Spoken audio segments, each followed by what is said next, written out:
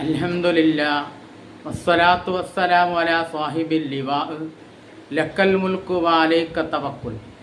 ഇന്ന് സംസാരിക്കുന്നത് സന്താനം നന്നായി തീരാനുള്ള ഒരു ചികിത്സാ രീതിയെ സംബന്ധിച്ചാണ്. മഹാനായ സയ്യിദ് അബൂബക്കർ റളിയല്ലാഹു അൻഹു ആണ് ഈ ആത്മീയ ചികിത്സാ രീതിയെ നമുക്ക് പരിചയപ്പെടുത്തി തരുന്നത്. മഹാനവറുകൾ പറയുന്നു, ഇദാ ഖറഅ അഹദുക്കും ഇന്നാ അൻസൽനാഹു ഖുർആനൻ അറബിയൻ ലഅല്ലക്കും തഅഖിലൂൻ. ഇന്നാ അൻസൽനാഹു ഖുർആനൻ അറബിയൻ ലഅല്ലക്കും തഅഖിലൂൻ എന്ന് പറയുന്ന ആയത്ത് സൂറത്ത് യൂസുഫിലെ 2ാമത്തെ ആയത്താണത്.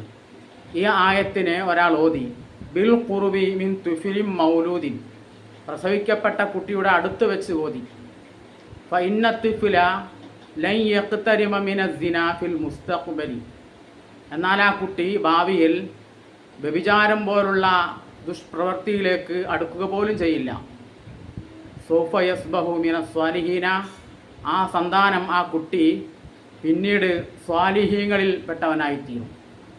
സൂറത്ത് യൂസുഫിലെ 2ാമത്തെ ആയത്ത് പ്രസവിക്കപ്പെട്ട കുട്ടിയുടെ അടുത്ത് വെച്ച് ഓതിയാൽ ആ കുട്ടി സ്വാലിഹീങ്ങളിൽ പെട്ടവനായിത്തീരും.